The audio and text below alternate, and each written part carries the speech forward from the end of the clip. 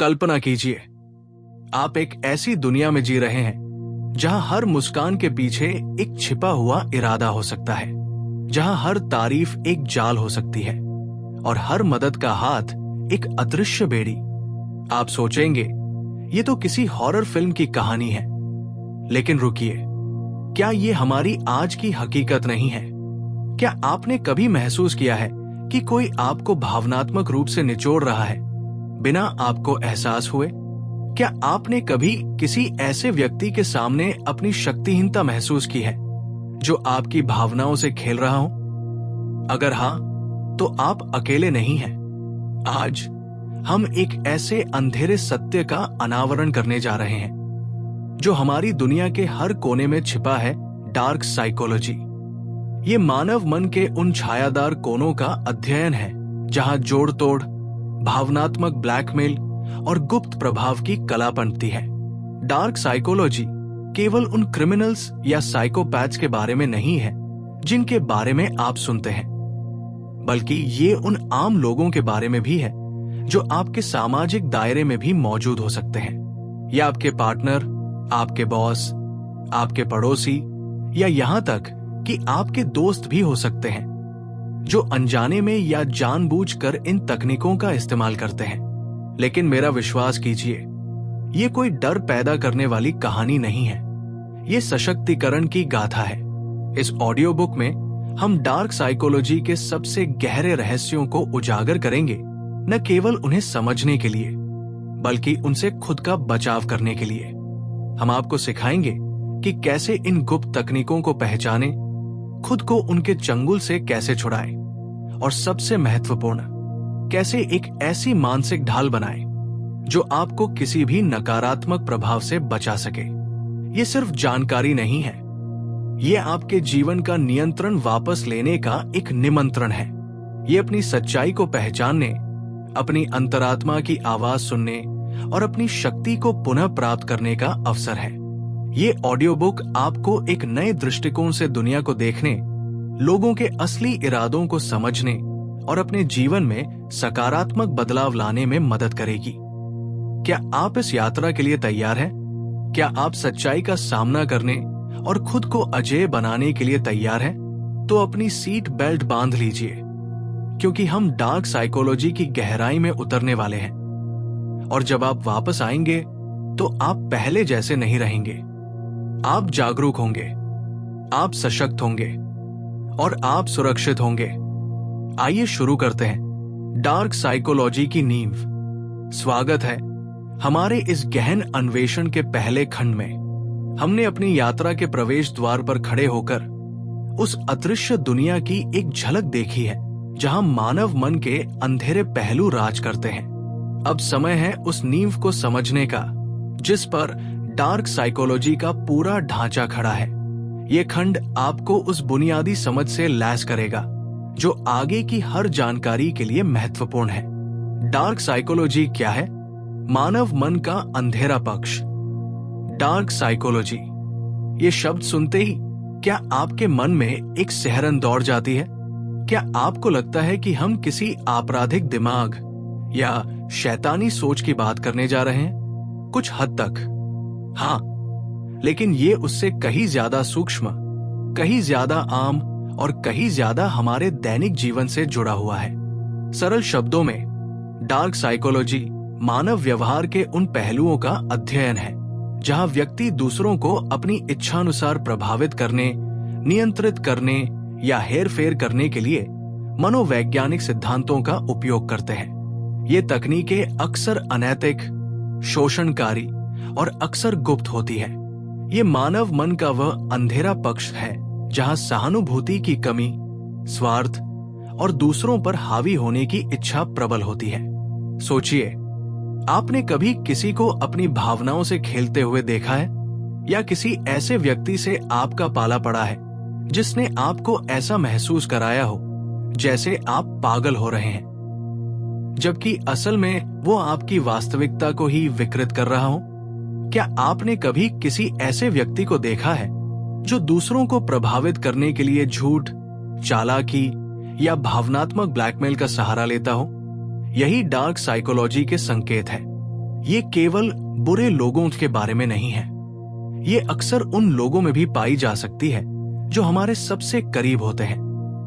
दोस्त, परिवार के सदस्य, सहकर्मी या यहां तक कि रोमांटिक पार्टनर, वे जानबूझकर या अनजाने में इन तकनीकों का उपयोग कर सकते हैं, लेकिन इसका प्रभाव हमेशा विनाशकारी होता है।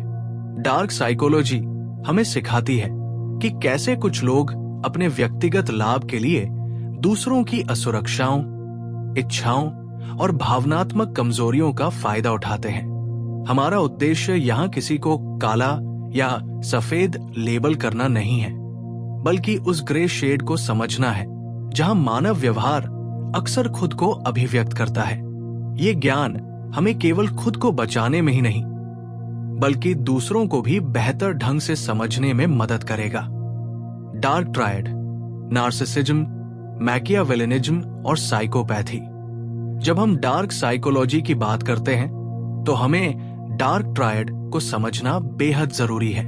ये मनोविज्ञान में 3 व्यक्तित्व लक्षणों का एक समूह है जो अक्सर एक साथ पाए जाते हैं और जो अनैतिक, जोड़ तोड़ वाले व्यवहारों के मूल में होते हैं। ये 3 लक्षण हैं: नार्सिसिज्म, मैकियावेलिनिज्म और साइकोपैथी। आइए इन्हें एक एक करके समझते हैं और देखते हैं कि इन्हें कैसे पहचाना जा सकता है। नार्सिसिज्म एक ऐसे व्यक्ति का वर्णन करता है जिसे खुद की एक असाधारण भव्य तस्वीर होती है। उन्हें लगता है कि वे दूसरों से बेहतर हैं। उन्हें लगातार प्रशंसा और ध्यान की आवश्यकता होती है और उनमें दूसरों के लिए सहानुभूति की कमी होती है। कैसे पहचाने? वो अत्यधिक आत्ममहत्व। वे मानते हैं कि वे विशेष हैं और केवल विशेष लोग ही उन्हें समझ सकते हैं। वो लगातार प्रशंसा की आवश्यकता। उन्हें लगातार दूसरों से सत्यापन और प्रशंसा की आवश्यकता होती है। वो दूसरों का शोषण। वे अपने लक्ष्यों को प्राप्त करने के लिए दूसरों का उपयोग करने में संकोच नहीं करते। वो सहानुभूति की कमी। वे दूसरों की भावनाओं को समझने या उनसे जुड़ने में असमर्थ होते हैं।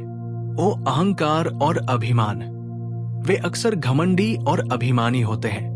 कल्पना कीजिए, एक ऐसा बॉस जो हमेशा अपनी सफलताओं का श्रेय लेता है लेकिन असफलता का ठीकरा दूसरों पर फोड़ देता है, या एक ऐसा साथी जो केवल अपनी जरूरतों और इच्छाओं के बारे में बात करता है और आपकी भावनाओं को पूरी तरह से अनदेखा कर देता है। ये नार्सिसिज्म के संकेत हो सकते हैं। मैकियावेलिनिज्म उस व्यक्तित्व विशेषता को संदर्भित करता है जहां व्यक्ति अत्यधिक गणनात्मक, रणनीतिक और जोड़ तोड़ करने वाला होता है। वे अपने लक्ष्यों को प्राप्त करने के लिए किसी भी साधन का उपयोग करने को तैयार रहते हैं, अक्सर धोखा, छल और नैतिक समझौता करके। उनके लिए अंतिम लक्ष्य साधनों को उचित ठहराता है। कैसे पहचाने? वो हेरफेर और धोखा। वे दूसरों को धोखा देने और हेरफेर करने में माहिर होते हैं। वो नैतिकता की कमी। वे नैतिक विचारों से अप्रभावित होते हैं जब बात अपने फायदे की हो। वो सावधानी और गणनात्मकता। वे अपनी योजनाओं को सावधानी से बनाते हैं और भावनाओं के बजाय तर्क पर अधिक भरोसा करते हैं। वो अत्यधिक स्वार्थ। उनका हर कार्य उनके व्यक्तिगत लाभ के लिए होता है।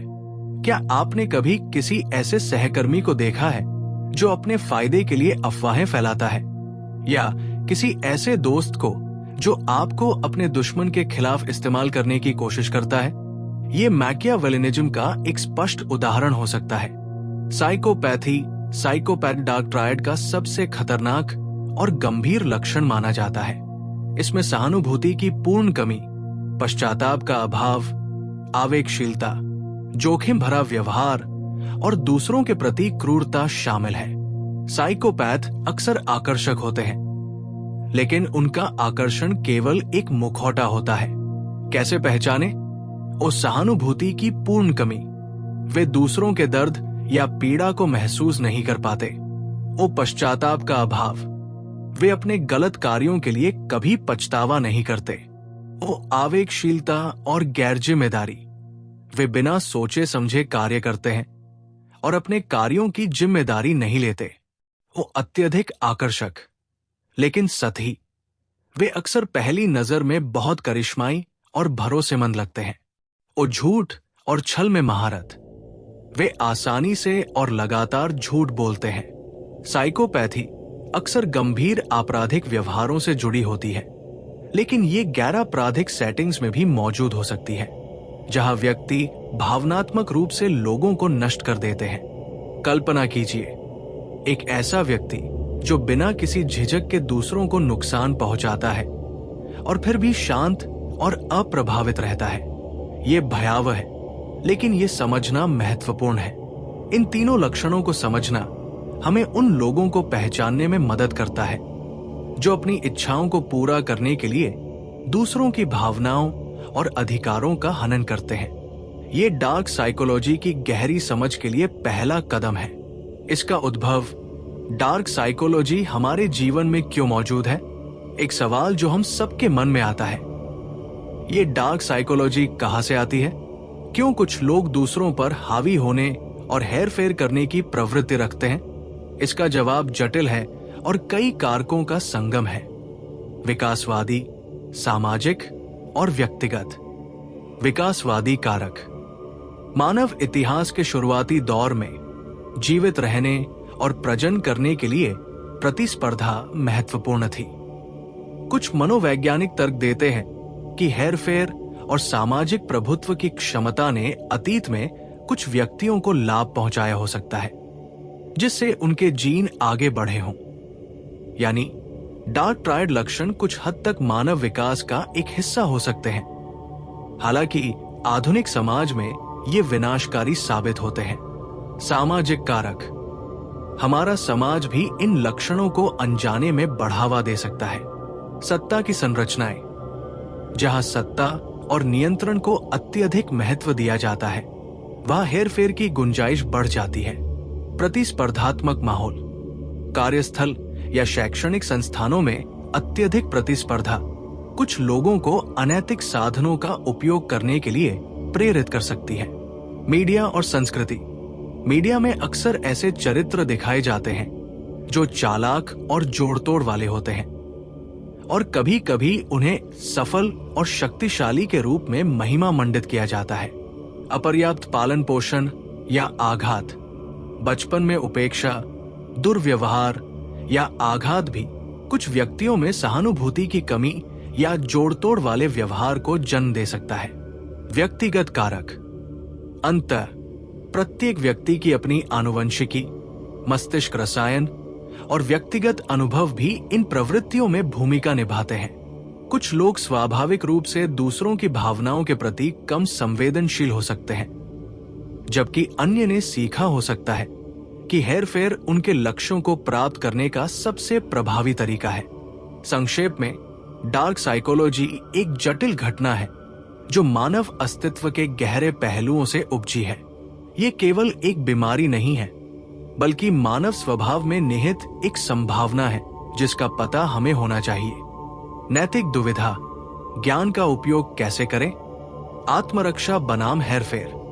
जैसे ही हम डार्क साइकोलॉजी के इन गहरे पहलुओं को समझना शुरू करते हैं, एक महत्वपूर्ण नैतिक दुविधा उत्पन्न होती है। हम इस ज्ञान का उपयोग कैसे करें? क्या हम दूसरों को हेरफेर करने के लिए इन तकनीकों को सीखते हैं, या हम खुद को बचाने के लिए इनका उपयोग करते हैं? हमारा उद्देश्य यहां बिल्कुल स्पष्ट है। ये ऑडियो बुक आपको दूसरों को हेरफेर करने के लिए नहीं सिखाती है। इसके विपरीत, यह आपको सशक्त बनाने के लिए है। आपको ये सिखाने के लिए कि कैसे इन तकनीकों को पहचानें, ताकि आप खुद को, अपने प्रियजनों को और अपने जीवन को संभावित नुकसान से बचा सके। ज्ञान शक्ति है, लेकिन इस शक्ति का उपयोग कैसे किया जाता है, ये हमारे अपने मूल्यों और नैतिकता पर निर्भर करता है। Self defence. जब आप डार्क साइकोलॉजी की तकनीकों को समझते हैं, तो आप उन्हें पहचान सकते हैं जब उनका उपयोग आपके खिलाफ किया जा रहा हो। यह आपको एक मानसिक ढाल बनाने और भावनात्मक हमलों से खुद को बचाने में मदद करता है। अवेयरनेस। ये ज्ञान आपको लोगों के इरादों को बेहतर ढंग से समझने में मदद करता है। जिससे आप अधिक सूचित निर्णय ले सकते हैं कि किसके साथ संबंध बनाना है और किससे दूर रहना है।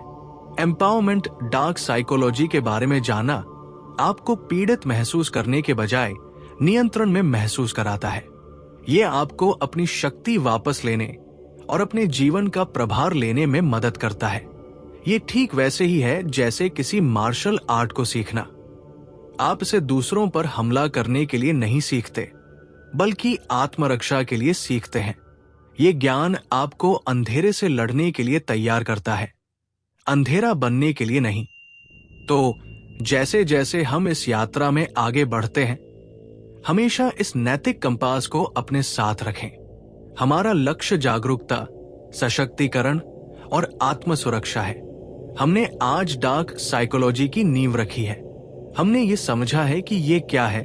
डार्क ट्रायड, नार्सिसिज्म, मैकियावेलिज्म और साइकोपैथी के माध्यम से इसके सबसे महत्वपूर्ण पहलुओं को पहचाना है, इसके उद्भव के कारणों पर विचार किया है और सबसे महत्वपूर्ण, इस ज्ञान का नैतिक रूप से उपयोग करने की हमारी प्रतिबद्धता पर बल दिया है। ये केवल शुरुआत है। अगले खंड में हम हेरफेर की कला के और भी गहरे रहस्यों को उजागर करेंगे, उन गुप्त तकनीकों को समझेंगे जिनका उपयोग लोग दूसरों को अपनी इच्छानुसार मोड़ने के लिए करते हैं। क्या आप तैयार हैं इस जटिल जाल को समझने के लिए? क्या आप तैयार हैं अपनी जागरूकता की मशाल को और भी तेज करने के लिए? तो हमारे साथ बने रहिए, क्योंकि जैसे जैसे हम आगे बढ़ेंगे, आप खुद को एक नई दृष्टि, एक नई समझ और एक नई शक्ति से लैस पाएंगे।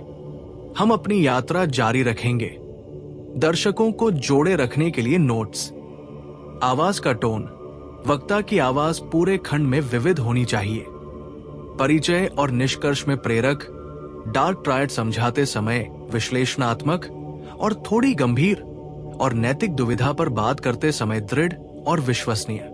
ठहराव, महत्वपूर्ण बिंदुओं के बीच छोटे ठहराव दर्शकों को जानकारी को संसाधित करने का समय देते हैं। उदाहरण, वास्तविक जीवन के काल्पनिक लेकिन संबंधित उदाहरणों का बार बार उपयोग करें। चिंतनशील प्रश्न, श्रोताओं से समय समय पर सीधे प्रश्न पूछें। क्या आपने कभी ऐसा अनुभव किया है? आगे की प्रत्याशा, प्रत्येक उपखंड के अंत में अगले भाग के लिए उत्सुकता जगाएं। ये खंड 1 के लिए एक मजबूत और आकर्षक शुरुआत प्रदान करेगा। The art of manipulation. हमारे सफर के दूसरे पड़ाव में आपका स्वागत है। खंड 1 में हमने डार्क साइकोलॉजी की नींव को समझा, उन अंधेरे व्यक्तित्व लक्षणों को पहचाना जो इसके मूल में है। अब हम उस क्षेत्र में कदम रखने जा रहे हैं जहां डार्क साइकोलॉजी सबसे स्पष्ट रूप से प्रकट होती है। हेरफेर की कला। हेरफेर एक ऐसा अदृश्य हथियार है जिसका इस्तेमाल अनजाने में या जानबूझकर हमारी भावनाओं, विचारों और व्यवहारों को अपनी इच्छानुसार बदलने के लिए किया जाता है। ये एक ऐसा मायाजाल है जिसमें एक बार फंसने के बाद निकलना बेहद मुश्किल हो सकता है। लेकिन चिंता न करें, क्योंकि हमारा उद्देश्य इस मायाजाल को समझना है ताकि आप न केवल इससे खुद को बचा सकें, बल्कि दूसरों को भी बचा सकें। आइए हेरफेर की कुछ सबसे आम और कपटपूर्ण तकनीकों पर प्रकाश डालते हैं। Common methods of manipulation. ये वो तकनीकें हैं जो आपको रोजमर्रा की बातचीत, रिश्तों और सामाजिक संपर्क में मिल सकती है। इन्हें पहचानना ही बचाव की पहली सीढ़ी है। गैसलाइटिंग, वास्तविकता को विकृत करना। कल्पना कीजिए, आप एक घटना को अपनी आंखों से देखते हैं। आप आश्वस्त हैं कि हुआ है, लेकिन कोई आपको लगातार ये कहने लगता है, नहीं, ऐसा नहीं हुआ, तुम गलत हो, तुम पागल हो रहे हो, तुम्हारी याददाश्त कमजोर है। धीरे धीरे आप खुद पर ही शक करने लगते हैं। क्या मैं सच में गलत था? क्या मैं सच में पागल हो रहा हूं? यही गैसलाइटिंग है। यह हेरफेर का एक अत्यंत खतरनाक रूप है, जहां जोड़तोड़ करने वाला व्यक्ति जानबूझकर आपकी वास्तविकता, आपकी धारणाओं और आपकी याददाश्त पर सवाल उठाता है। इसका लक्ष्य आपको अपनी खुद की समझ पर अविश्वास करने के लिए मजबूर करना है, जिससे आप कमजोर पड़ जाएं और उनके नियंत्रण में आ जाएं। कैसे पहचाने? वे आपकी यादों, भावनाओं और अनुभवों को नकारते हैं, जैसे मैंने ऐसा कभी कहा ही नहीं, या तुम बहुत संवेदनशील हो। वे आपसे कहते हैं कि आप कल्पना कर रहे हैं या आप पागल हो रहे हैं। वे आपकी मानसिक स्थिरता पर सवाल उठाते हैं। वे दूसरों को ये मनवाने की कोशिश करते हैं कि आप मानसिक रूप से अस्थिर हैं। बचाव कैसे करें? अपनी सच्चाई पर भरोसा करें, अपनी भावनाओं और अनुभवों को स्वीकार करें, लिखित प्रमाण रखें, महत्वपूर्ण बातचीत या घटनाओं को रिकॉर्ड करें या लिख लें, दूसरों से बात करें, विश्वसनीय दोस्तों या परिवार से अपनी बात साझा करें। वे आपको वास्तविकता की जांच में मदद कर सकते हैं। सीमाएं निर्धारित करें। ऐसे व्यक्ति के साथ बातचीत को सीमित करें जो आपको गैसलाइट करने की कोशिश कर रहा हो। लव बॉम्बिंग, अत्यधिक स्नेह से फंसाना। क्या आपने कभी किसी ऐसे व्यक्ति से मुलाकात की है जिसने आपको ऐसा महसूस कराया हो जैसे आप इस दुनिया के सबसे अद्भुत व्यक्ति हैं? वे आपको उपहारों से नहलाते हैं, लगातार प्रशंसा करते हैं, आपके भविष्य के बारे में बड़े बड़े सपने देखते हैं और आपको महसूस कराते हैं कि आपने एक को ढूंढ लिया है। ये सब कुछ ही समय में होता है, इतनी तेजी से कि आप अभिभूत हो जाते हैं। ये लव बॉम्बिंग है। ये एक जोड़तोड़ की रणनीति है जहां व्यक्ति आपको तीव्र स्नेह, ध्यान और प्रशंसा से भर देता है ताकि आप तुरंत उनसे जुड़ जाएं और उन पर भावनात्मक रूप से निर्भर हो जाएं। इसका उद्देश्य एक त्वरित, गहन बंधन बनाना है ताकि बाद में वे आपकी भावनाओं का फायदा उठा सकें। कैसे पहचाने? संबंध बहुत तेजी से आगे बढ़ता है, जैसे एक महीने में शादी की बात करना। अत्यधिक और लगातार प्रशंसा जो थोड़ी अवास्तविक लगती है। आपको सोलमेट या जीवन का प्यार घोषित करना बहुत जल्दी। आपकी सारी जरूरतों को तुरंत पूरा करने की कोशिश करना। अपने बारे में बहुत ज्यादा बातें करना और आपके बारे में कम सुनना। बचाव कैसे करें? धीरे धीरे आगे बढ़े, किसी भी रिश्ते में जल्दबाजी न करें। लाल झंडों पर ध्यान दें। यदि कुछ बहुत अच्छा लग रहा है तो शायद वह है। अपने दोस्तों और परिवार की राय सुने। बाहरी लोग अक्सर पैटर्न को बेहतर देख पाते हैं। स्वस्थ सीमाएं बनाए रखें। उन्हें आपके पूरे जीवन पर हावी न होने दें। सेल्फ बेसमेंट, खुद को नीचा दिखाकर सहानुभूति बटोरना। ये वो रणनीति है जहां व्यक्ति खुद को जानबूझकर कमजोर, अक्षम या पीड़ित दिखाता है ताकि दूसरों की सहानुभूति और मदद प्राप्त कर सके। वे लगातार अपनी कमियों, असफलताओं या बदकिस्मती के बारे में शिकायत करते हैं। इसका लक्ष्य आपको उनके प्रति दया महसूस कराना है, जिससे आप उनकी मदद करने या उन्हें बचाना महसूस करने के लिए मजबूर हो जाएं। वे अक्सर अपनी गलतियों की जिम्मेदारी नहीं लेते, बल्कि खुद को परिस्थितियों का शिकार बताते हैं। कैसे पहचाने? वे लगातार अपनी समस्याओं और बदकिस्मती के बारे में बात करते हैं। वे खुद को बेचारा या पीड़ित के रूप में प्रस्तुत करते हैं। वे मदद मांगते रहते हैं, लेकिन शायद ही कभी आपके प्रयासों की सराहना करते हैं। वे अपनी गलतियों के लिए दूसरों या भाग्य को दोषी ठहराते हैं। बचाव कैसे करें? सीमाएं निर्धारित करें। उनकी समस्याओं को अपनी समस्याओं न बनाएं। उनके लिए काम न करें। उन्हें अपनी समस्याओं को खुद हल करने दें। वास्तविकता का सामना कराएं। कभी कभी उन्हें रचनात्मक प्रतिक्रिया दें, लेकिन सावधानी से। अपनी ऊर्जा बचाएं। आपकी सहानुभूति एक सीमित संसाधन है। गिल्ट ट्रिपिंग, अपराध बोध का एहसास कराकर नियंत्रण करना, यह हेरफेर की एक क्लासिक तकनीक है जहां जोड़तोड़ करने वाला व्यक्ति आपको अपराध बोध महसूस कराता है ताकि आप उनकी इच्छानुसार कार्य करें। वे आपके कार्यों या निर्णयों के लिए आपको दोषी महसूस करा सकते हैं, भले ही आपने कुछ भी गलत न किया हो। उदाहरण के लिए, एक माता पिता अपने बच्चे से कह सकते हैं, मैंने तुम्हारे लिए अपना पूरा जीवन बलिदान कर दिया और अब तुम मुझे छोड़कर जा रहे हो। इसका लक्ष्य बच्चे को इतना दोषी महसूस कराना है कि वो अपनी इच्छाओं का त्याग करके माता पिता की इच्छा पूरी करे। कैसे पहचाने? वे आपको ये याद दिलाते रहते हैं कि उन्होंने आपके लिए क्या क्या किया है। वे आपके निर्णयों के कारण होने वाली अपनी पीड़ा को उजागर करते हैं। वे अगर तुम मुझसे प्यार करते तो तुम ये करते जैसे वाक्य इस्तेमाल करते हैं। वे आपको स्वार्थी महसूस कराते हैं जब आप अपनी जरूरतें पूरी करते हैं। बचाव कैसे करें? वो अपनी सीमाओं को जाने। आपको हर किसी को खुश करने की जरूरत नहीं है। वो तर्क संगत रहें, भावनाओं के बजाय तथ्यों पर ध्यान दें। वो अपनी भावनाओं को स्वीकार करें लेकिन उन्हें नियंत्रित न होने दें। अपराध बोध महसूस करना सामान्य है लेकिन आपको उसके अनुसार कार्य करने की जरूरत नहीं है। वो अपने निर्णयों पर विश्वास रखें। यदि आपने सही किया है तो दोषी महसूस करने की कोई बात नहीं है। विक्टिमहुड, खुद को पीड़ित दिखाकर फायदा उठाना, यह सेल्फ बैसमेंट से थोड़ी अलग तकनीक है जहां व्यक्ति खुद को लगातार पीड़ित के रूप में प्रस्तुत करता है ताकि दूसरों की सहानुभूति, ध्यान या मदद प्राप्त कर सके। वे हमेशा दुनिया उनके खिलाफ है कि मानसिकता में रहते हैं। वे अपनी हर समस्या के लिए बाहरी कारकों या अन्य लोगों को दोषी ठहराते हैं।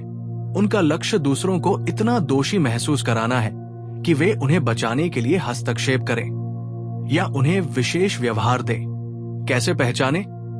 वे अपनी समस्याओं के लिए कभी जिम्मेदारी नहीं लेते। वे लगातार मैं कितना बदकिस्मत हूं या मेरे साथ ही ऐसा क्यों होता है कहते रहते हैं। वे दूसरों की दया और सहानुभूति चाहते हैं। वे समाधान खोजने के बजाय अपनी समस्याओं पर ध्यान केंद्रित करते हैं। बचाव कैसे करें? सहानुभूति बनाम समाधान। सहानुभूति दें लेकिन समाधान के लिए उन्हें प्रेरित करें। सीमाएं निर्धारित करें। उन्हें अपनी सारी ऊर्जा न लेने दें। उन्हें सशक्त करें। उन्हें अपनी समस्याओं का सामना करने के लिए प्रोत्साहित करें। आइसोलेशन, व्यक्ति को दूसरों से अलग करना, यह हेरफेर की एक बेहद कपटपूर्ण और विनाशकारी विधि है जहां जोड़तोड़ करने वाला व्यक्ति आपको आपके दोस्तों, परिवार और समर्थन प्रणाली से धीरे धीरे अलग कर देता है। वे आपके प्रियजनों के बारे में नकारात्मक बातें कह सकते हैं, आपसे उनके साथ समय बिताने से रोक सकते हैं या आपको दोषी महसूस करा सकते हैं यदि आप उनके बिना समय बिताते हैं। इसका उद्देश्य आपको पूरी तरह से उन पर निर्भर बनाना है ताकि आपके पास कोई और न बचे जिस पर आप भरोसा कर सके। एक बार जब आप अलग थलग पड़ जाते हैं तो आप हेरफेर करने वाले के लिए एक आसान लक्ष्य बन जाते हैं। कैसे पहचाने? आपका पार्टनर या दोस्त आपके परिवार और दोस्तों के बारे में नकारात्मक बातें कहता है। वे आपको अपने प्रियजनों से मिलने या बात करने से रोकते हैं। वे आपको दोषी महसूस कराते हैं यदि आप उनके बिना समय बिताते हैं। आपको ऐसा महसूस होता है कि आपके पास केवल एक ही व्यक्ति बचा है जिस पर आप भरोसा कर सकते हैं। बचाव कैसे करें? अपनी समर्थन प्रणाली बनाए रखें। अपने दोस्तों और परिवार से संपर्क में रहें। लाल झंडों पर ध्यान दें। अलगाव के शुरुआती संकेतों को पहचानें। सीमाएं निर्धारित करें। कोई भी आपको अपने प्रियजनों से अलग करने का अधिकार नहीं रखता। अपनी स्वतंत्रता को महत्व दें। अपनी पहचान और स्वतंत्रता को कभी न खोए। कवर्ट इन्फ्लुएंस टेक्निक्स, ये हेरफेर के अधिक सूक्ष्म रूप है जो अक्सर अनजाने में भी होते हैं लेकिन उनका प्रभाव गहरा हो सकता है। न्यूरोलिंग्विस्टिक प्रोग्रामिंग, शब्दों के माध्यम से मन को प्रभावित करना। न्यूरोलिंग्विस्टिक प्रोग्रामिंग, जिसे अक्सर एनएलपी कहा जाता है, मानव मन और भाषा के बीच के संबंध का अध्ययन है। यह इस विचार पर आधारित है कि हम शब्दों, भाषा और गैर मौखिक संकेतों का उपयोग करके दूसरों के विचारों और व्यवहारों को प्रभावित कर सकते हैं। जबकि एनएलपी को अक्सर सकारात्मक विकास और संचार सुधार के लिए सिखाया जाता है, इसकी तकनीकों का उपयोग हेरफेर के लिए भी किया जा सकता है। कैसे होता है? वो रैपो बिल्डिंग व्यक्ति आपके जैसी शारीरिक भाषा, बोलने की शैली या शब्दावली का उपयोग करके आपके साथ एक मजबूत कनेक्शन बनाने की कोशिश करता है। वो भाषा पैटर्न विशिष्ट शब्दों और वाक्यांशों का उपयोग करके आपके अवचेतन मन को प्रभावित करना। जैसे कल्पना कीजिए, या आपको पता है कि आप ये कर सकते हैं। वो एंकरिंग एक विशिष्ट भावना को किसी शारीरिक क्रिया या शब्द से जोड़ना, ताकि भविष्य में उस भावना को फिर से जगाया जा सके। वो फ्रेमिंग जानकारी को इस तरह प्रस्तुत करना कि वो एक विशेष अर्थ निकाले और आपके निर्णय को प्रभावित करे। बचाव कैसे करें? वो जागरूक रहें। जब कोई आपके साथ बहुत जल्दी कनेक्शन बनाने की कोशिश करे तो सतर्क रहें। वो भाषा पर ध्यान दें। क्या कोई विशिष्ट वाक्यांशों का उपयोग कर रहा है जो आपको प्रभावित करते हैं? वो अपने अवचेतन पर ध्यान दें। आप कैसा महसूस कर रहे हैं और क्या ये उस व्यक्ति के शब्दों से प्रभावित हो रहा है? उस सूचना को फिल्टर करें। जानकारी को हमेशा तर्क और तथ्यों के आधार पर देखें। बॉडी लैंग्वेज और नॉन वर्बल क्यूज, अनकही बातों को समझना। शब्द हमारे संचार का केवल एक छोटा सा हिस्सा है। हमारे शरीर की भाषा, चेहरे के हाव भाव, आंखों का संपर्क और आवाज का लहजा अक्सर शब्दों से ज्यादा कह जाते हैं। जोड़ तोड़ करने वाले इन गैरमौखिक संकेतों का उपयोग दूसरों को प्रभावित करने और जानकारी निकालने के लिए कर सकते हैं। कैसे होता है? वो आंखों का संपर्क, बहुत ज्यादा या बहुत कम आंखों का संपर्क। वो शारीरिक मुद्रा, खुली और आमंत्रित मुद्रा बनाम बंद और रक्षात्मक मुद्रा। वो हाव भाव, हाथों का उपयोग कैसे किया जाता है, या कोई व्यक्ति बेचैन है या शांत। वो आवाज का लहजा, आत्मविश्वास, विनम्रता या दबाव का संकेत। बचाव कैसे करें? वो सतर्क रहें। न केवल वे क्या कहते हैं, बल्कि वे कैसे कहते हैं, इस पर भी ध्यान दें। वो विसंगतियों पर ध्यान दें। यदि किसी के शब्द और शरीर की भाषा मेल नहीं खाते हैं, तो ये एक लाल झंडा है। वो अपनी अंतरात्मा पर भरोसा करें। अगर कुछ ठीक नहीं लगता है, तो शायद वो नहीं है। हमने आज हेरफेर की कला के कुछ सबसे सामान्य और गुप्त तरीकों को उजागर किया है। हमने गैसलाइटिंग के भयानक प्रभावों से लेकर लव बॉम्बिंग की मीठी पकड़ तक और गुप्त NLP तकनीकों तक सब कुछ समझा है। ये ज्ञान आपको अंधकार में देखने की शक्ति देता है, उन धागों को पहचानने की शक्ति देता है जिनसे जोड़ तोड़ करने वाले अपने शिकार को नियंत्रित करते हैं। अब आप जानते हैं कि इन तकनीकों को कैसे पहचानें, और इससे भी महत्वपूर्ण बात, इनसे खुद का बचाव कैसे करें। लेकिन ये केवल शुरुआत है। इस ज्ञान का वास्तविक उपयोग तब होता है जब हम इन तकनीकों को उन व्यक्तित्व लक्षणों से जोड़ते हैं जिनकी हमने पहले चर्चा की थी। अगले खंड में हम dark personality traits, narcissist, Machiavellian और साइकोपैथ्स को और गहराई से समझेंगे। हम सीखेंगे कि इन खतरनाक व्यक्तित्वों को हमारे जीवन में कैसे पहचाना जाए और उनके साथ कैसे बातचीत की जाए। क्या आप तैयार हैं इस समझ को और गहरा करने के लिए? क्या आप तैयार हैं अपने चारों ओर की दुनिया को एक नई स्पष्टता के साथ देखने के लिए? तो हमारे साथ बने रहिए, क्योंकि आपकी सशक्तिकरण की यात्रा अभी भी जारी है। डार्क पर्सनालिटी ट्रेड्स को पहचानना। हमारे सफर के इस तीसरे पड़ाव में आपका हार्दिक स्वागत है।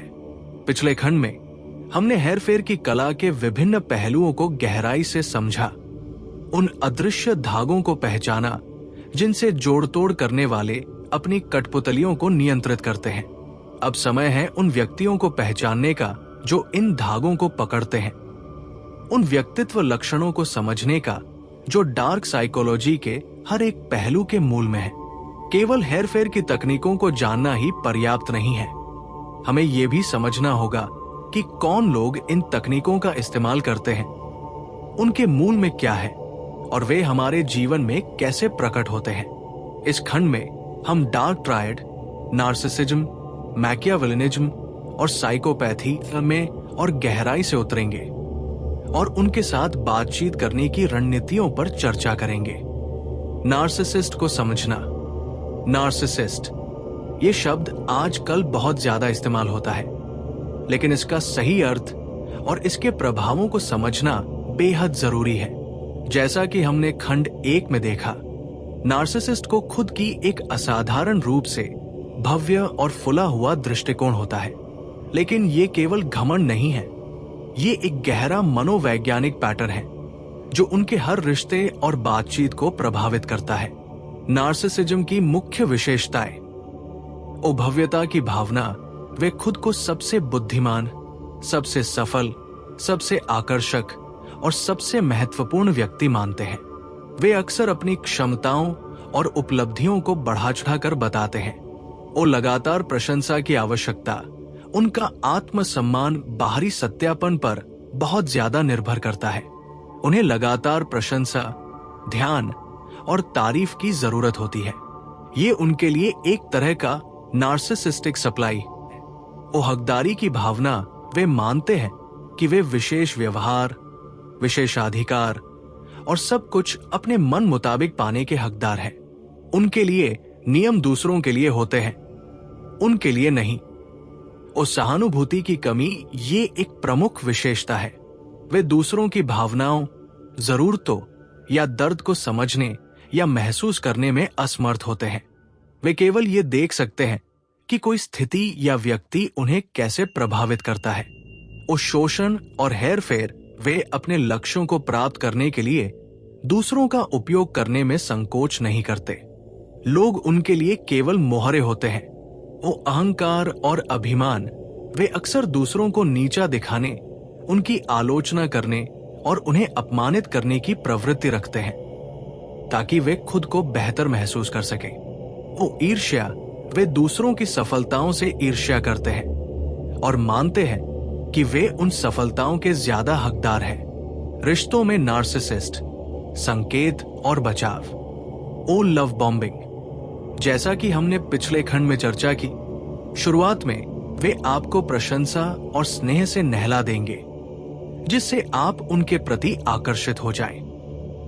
आदर्श बनाना और फिर नीचा दिखाना। पहले वे आपको आदर्श बनाते हैं, आपको दुनिया का सबसे अद्भुत व्यक्ति मानते हैं। फिर जैसे ही आप उनकी उम्मीदों पर खरे नहीं उतरते या उन्हें चुनौती देते हैं, वे आपको नीचा दिखाना शुरू कर देते हैं, आपकी आलोचना करते हैं और आपको दोष देते हैं। नार्सिसिस्टिक रोष जब उन्हें लगता है कि उन्हें अपमानित किया गया है या उनकी भव्य छवि को चुनौती दी गई है, तो वे अप्रत्याशित और अत्यधिक क्रोध, चिल्लाने या मौखिक दुर्व्यवहार में फट सकते हैं। छोड़ देना।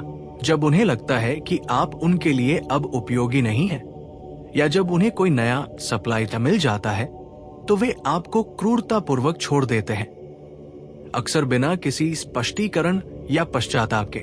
इन लक्षणों को समझना हमें मानव मन की जटिलता और डार्क साइकोलॉजी के व्यापक दायरे को समझने में मदद करता है। हमने इस खंड में डार्क पर्सनालिटी ट्रेट्स की गहराई में प्रवेश किया है। हमने नार्सिसिस्ट के भव्य अहंकार, मैकियावेलियन के गणनात्मक छल और साइकोपैथ की भयावह सहानुभूति की कमी को समझा है।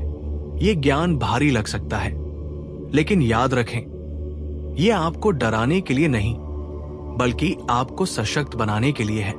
ये जानना कि ये व्यक्ति कैसे सोचते हैं और कैसे कार्य करते हैं, आपको उनके जाल में फंसने से बचाता है। ये आपको पहचानना सिखाता है कि कब कोई व्यक्ति केवल एक चुनौती नहीं, बल्कि एक खतरा है। ये आपको अपनी ऊर्जा, अपनी भावनाएं और अपनी सुरक्षा बचाने की शक्ति देता है। अब जब हमने हेरफेर की तकनीकों और उन्हें नियोजित करने वाले व्यक्तित्वों को समझ लिया है, तो अगला कदम है अपनी खुद की रक्षा प्रणाली का निर्माण करना।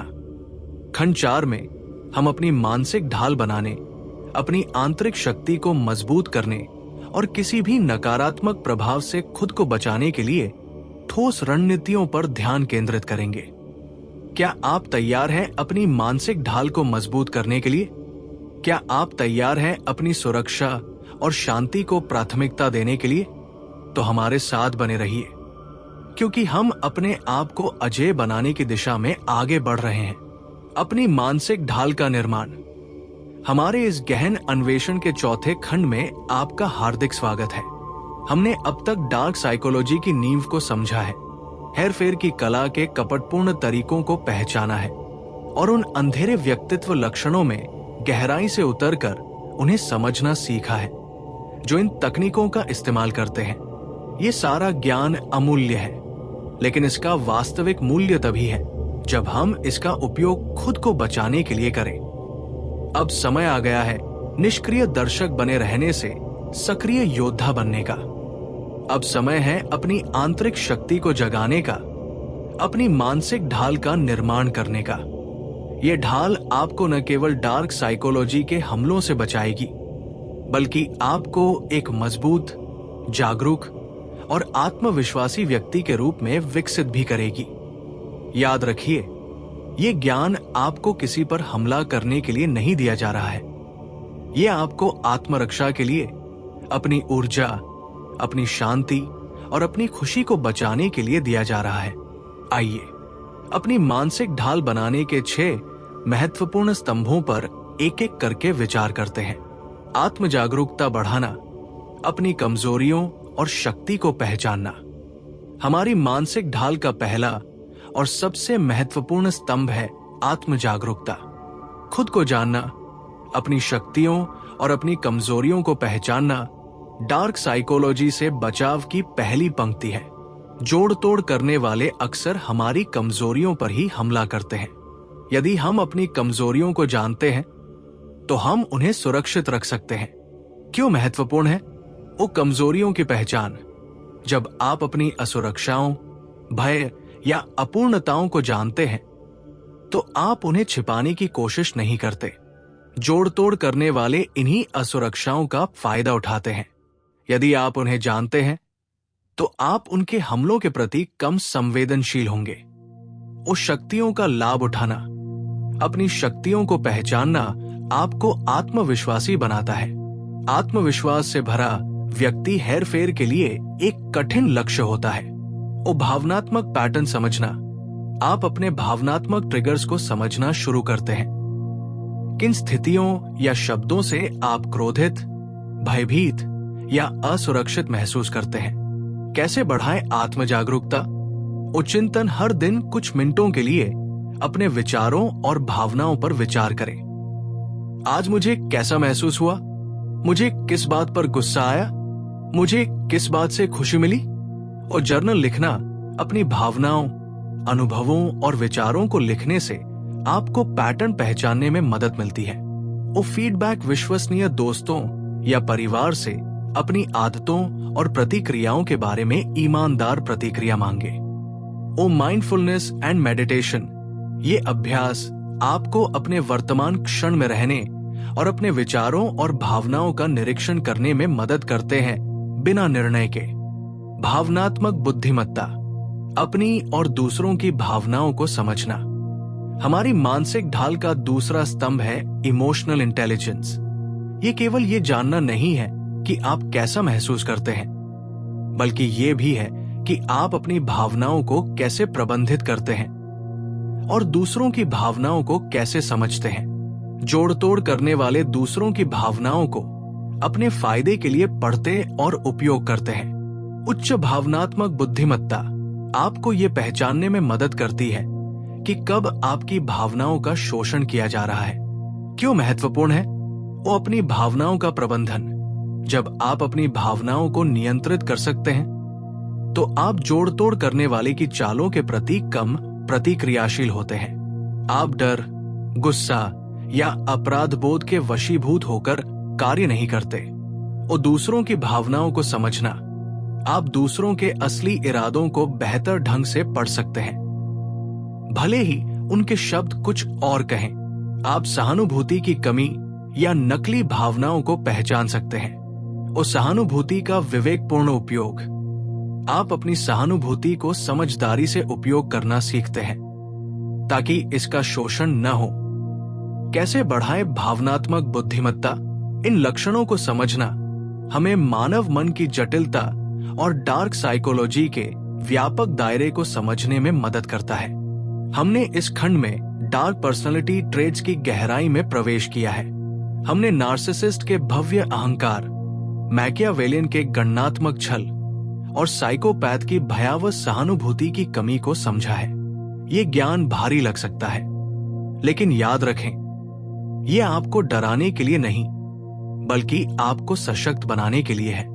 ये जानना कि ये व्यक्ति कैसे सोचते हैं और कैसे कार्य करते हैं, आपको उनके जाल में फंसने से बचाता है। ये आपको पहचानना सिखाता है कि कब कोई व्यक्ति केवल एक चुनौती नहीं, बल्कि एक खतरा है। ये आपको अपनी ऊर्जा, अपनी भावनाएं और अपनी सुरक्षा बचाने की शक्ति देता है। अब जब हमने हेरफेर की तकनीकों और उन्हें नियोजित करने वाले व्यक्तित्वों को समझ लिया है, तो अगला कदम है अपनी खुद की रक्षा प्रणाली का निर्माण करना। खंड 4 में हम अपनी मानसिक ढाल बनाने, अपनी आंतरिक शक्ति को मजबूत करने और किसी भी नकारात्मक प्रभाव से खुद को बचाने के लिए ठोस रणनीतियों पर ध्यान केंद्रित करेंगे। क्या आप तैयार हैं अपनी मानसिक ढाल को मजबूत करने के लिए? क्या आप तैयार हैं अपनी सुरक्षा और शांति को प्राथमिकता देने के लिए? तो हमारे साथ बने रहिए, क्योंकि हम अपने आप को अजेय बनाने की दिशा में आगे बढ़ रहे हैं। अपनी मानसिक ढाल का निर्माण। हमारे इस गहन अन्वेषण के चौथे खंड में आपका हार्दिक स्वागत है। हमने अब तक डार्क साइकोलॉजी की नींव को समझा है, हेरफेर की कला के कपटपूर्ण तरीकों को पहचाना है और उन अंधेरे व्यक्तित्व लक्षणों में गहराई से उतरकर उन्हें समझना सीखा है जो इन तकनीकों का इस्तेमाल करते हैं। ये सारा ज्ञान अमूल्य है, लेकिन इसका वास्तविक मूल्य तभी है जब हम इसका उपयोग खुद को बचाने के लिए करें। अब समय आ गया है निष्क्रिय दर्शक बने रहने से सक्रिय योद्धा बनने का। अब समय है अपनी आंतरिक शक्ति को जगाने का, अपनी मानसिक ढाल का निर्माण करने का। यह ढाल आपको न केवल डार्क साइकोलॉजी के हमलों से बचाएगी, बल्कि आपको एक मजबूत, जागरूक और आत्मविश्वासी व्यक्ति के रूप में विकसित भी करेगी। याद रखिए, ये ज्ञान आपको किसी पर हमला करने के लिए नहीं दिया जा रहा है। ये आपको आत्मरक्षा के लिए, अपनी ऊर्जा, अपनी शांति और अपनी खुशी को बचाने के लिए दिया जा रहा है। आइए अपनी मानसिक ढाल बनाने के 6 महत्वपूर्ण स्तंभों पर एक एक करके विचार करते हैं। आत्म जागरूकता बढ़ाना, अपनी कमजोरियों और शक्ति को पहचानना। हमारी मानसिक ढाल का पहला और सबसे महत्वपूर्ण स्तंभ है आत्म जागरूकता। खुद को जानना, अपनी शक्तियों और अपनी कमजोरियों को पहचानना डार्क साइकोलॉजी से बचाव की पहली पंक्ति है। जोड़ तोड़ करने वाले अक्सर हमारी कमजोरियों पर ही हमला करते हैं। यदि हम अपनी कमजोरियों को जानते हैं, तो हम उन्हें सुरक्षित रख सकते हैं। क्यों महत्वपूर्ण है वो कमजोरियों की पहचान? जब आप अपनी असुरक्षाओं, भय या अपूर्णताओं को जानते हैं, तो आप उन्हें छिपाने की कोशिश नहीं करते। जोड़ तोड़ करने वाले इन्हीं असुरक्षाओं का फायदा उठाते हैं। यदि आप उन्हें जानते हैं, तो आप उनके हमलों के प्रति कम संवेदनशील होंगे। उस शक्तियों का लाभ उठाना, अपनी शक्तियों को पहचानना आपको आत्मविश्वासी बनाता है। आत्मविश्वास से भरा व्यक्ति हेरफेर के लिए एक कठिन लक्ष्य होता है। वो भावनात्मक पैटर्न समझना, आप अपने भावनात्मक ट्रिगर्स को समझना शुरू करते हैं। किन स्थितियों या शब्दों से आप क्रोधित, भयभीत या असुरक्षित महसूस करते हैं। कैसे बढ़ाएं आत्म जागरूकता? चिंतन हर दिन कुछ मिनटों के लिए अपने विचारों और भावनाओं पर विचार करें। आज मुझे कैसा महसूस हुआ? मुझे किस बात पर गुस्सा आया? मुझे किस बात से खुशी मिली?